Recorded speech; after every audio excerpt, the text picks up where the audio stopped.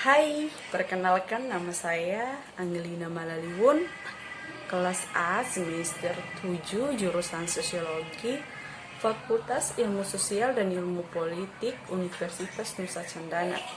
Baik, dalam video kali ini saya akan membuat tugas dari mata kuliah kajian seminar masalah sosial dengan tema di otoritas digital. Selamat menyaksikan.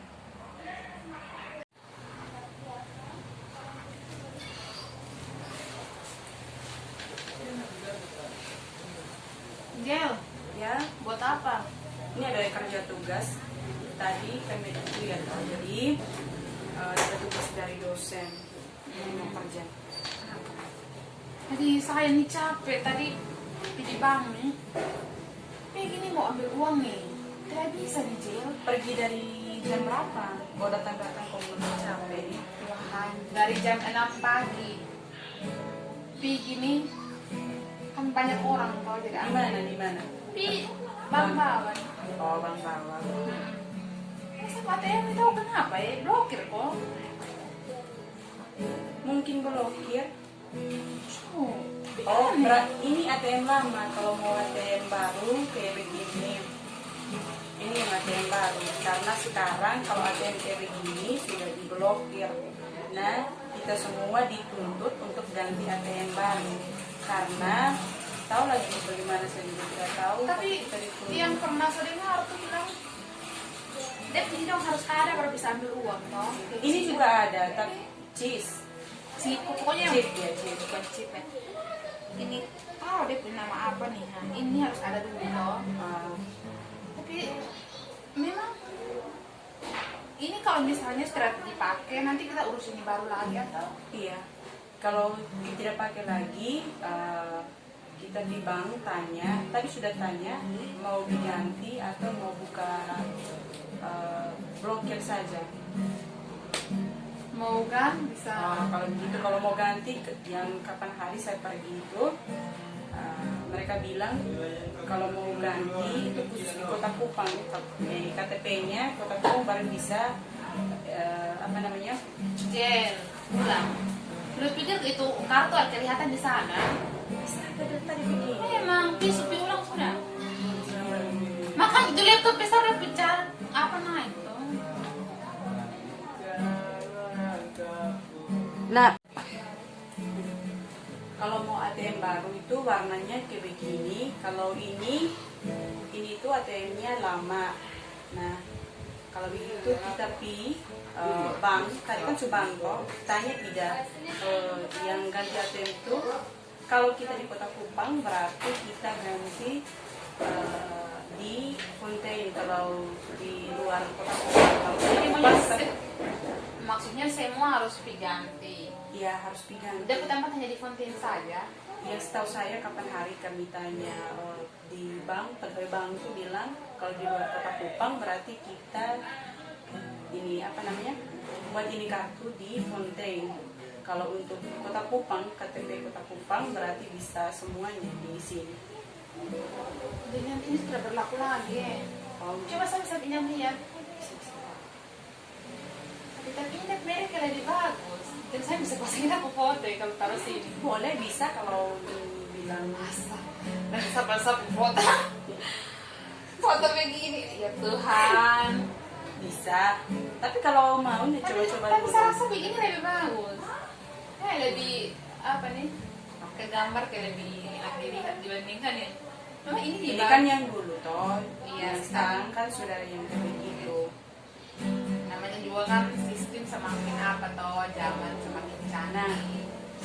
Nah, sekarang mau pergi bisa ya, besok atau lusa urus ini ATM sudah. Soalnya kan kita kan butuh, apalagi kita anak kuliah toh. Iya. Kita butuh, apalagi kita punya keuangan tuh. Semuanya untuk dikirim lewat kita punya ATM toh. Kalau ada yang belum diurus berarti keuangan kita juga tidak ada. Apalagi sekarang kita kan kuliah online, otomatis dosen kasih kita tugas di print atau tulisan, kebanyakan di print toh. Jadi kita butuh uang. kebutuhan, mau tidak mau kita harus pilih urus supaya kita bisa menggunakan ATM. Toh? Nah, makanya saya kan ngomong setelah ada atau nge-print, saya kan tidak tahu jadi sampai di bank sana saya masuk begini tes sudah bisa. Berarti itu terblokir. Terus bagaimana respon dari pegawai dong bisa? Sudah dong bilang harus urus ATM baru. Ternyata itu urus punya.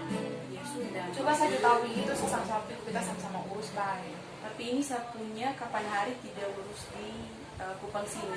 Baru-baru saya pulang, saya urus di Marawita sana, saya punya kampung. Oh, jadi ada sampai di kabupaten juga ya? Ah, Saya pikir masih sampai di kota Kupang. di kampung-kampung juga sudah diberlakukan. Berarti ATM yang ini sudah pakai lagi, hanya tinggal atau ini harus pakai? Mungkin bisa masih pakai, mereka kasih apa yang chips kecil. Kalau boleh saya kan juga kurang tahu toh. Nah, kalau mau tahu bagaimana tanya pegawai dulu saja. Namanya kan sekarang canggih toh, jadi semua serba berkembang, terus ini apa? Pokoknya barang yang kayak dulu namanya perubahan nih. Ada sama kan di mana ya? Oh, ada.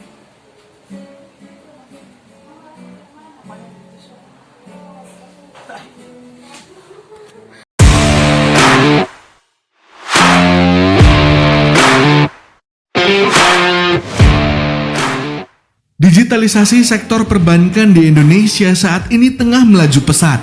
Hal ini dikarenakan digitalisasi akan mempermudah para nasabah, terutama di era pandemi. Saat ini, sudah ada 7 bank swasta yang terdaftar sebagai bank digital.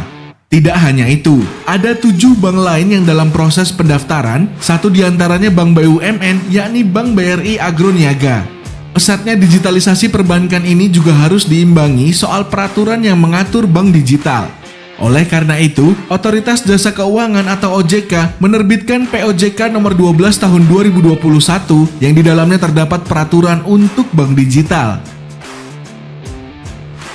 Di dalam POJK 12 tahun 2021, kita memang mendefinisikan lebih tegas mengenai bank digital. Tetapi, sebetulnya kita tidak ingin mendikotomikan bank yang melakukan layanan digital, bank yang bertransformasi menjadi bank digital, atau bank digital baru. Sebab di undang-undang, kita hanya mengenal bank umum dan BPR. Jadi saya tetap menyatakan bahwa bank ya bank. Ujar Heru Kristiana, Kepala Eksekutif Pengawas Perbankan OJK. POJK nomor 12 tahun 2021 juga mengatur modal inti pendirian bank baru sebesar 10 triliun rupiah. Adapun modal inti bank existing yang bertransformasi menjadi bank digital sesuai dengan POJK konsolidasi bank umum yakni sebesar 3 triliun rupiah. Untuk bank digital baru yang akan membuat bank digital di Indonesia tetap dengan modal minimal 10 triliun rupiah. Karena jika ada bank baru dengan modal inti di bawah 10 triliun rupiah, maka tidak akan cukup dari sisi skala ekonomi. Selanjutnya, OJK akan melihat bagaimana bank digital mengelola resikonya, termasuk dalam hal pemanfaatan teknologi dan cyber security. Sayangnya, saat ini kinerja mayoritas saham bank digital anjlok selama 2 hari beruntun menjelang rilis ketentuan bank digital oleh OJK. Penurunan terdalam dicatatkan oleh PT Bank MNC Internasional Tbk, yakni 6,94% ke level Rp402 pada Rabu 18 Agustus 2021. Saham MNC Bank tercatat koreksi beruntun sejak awal pekan lalu, Senin 9 Agustus 2021, yang turun 6,56% di level Rp570. Dalam sepekan terakhir, harga sahamnya sudah anjlok 29,47%. Penurunan kinerja saham tersebut sejalan dengan kinerja keuangannya yang tertekan sepanjang paruh pertama tahun ini. Pengamat perbankan menilai karena bank digital masih baru, karena itu masih berkutat dalam investasi dan pembenahan infrastruktur teknologi. Secara umum, beban operasional meningkat sangat besar sehingga membuat kinerja keuangan negatif, ujar Trioksa Siahaan, Senior Fakulti Lembaga Pengembangan Perbankan Indonesia atau LPPI. Lalu, bagaimana kelayakan bank digital ini untuk dikoleksi sahamnya? Menurut Reoksa Siahaan, dalam jangka panjang harga saham calon bank digital akan mengikuti fundamental perusahaan. Kira-kira dengan hadirnya POJK nomor 12 tahun 2021 ini bisa mengerek kinerja untuk para bank digital atau tidak ya?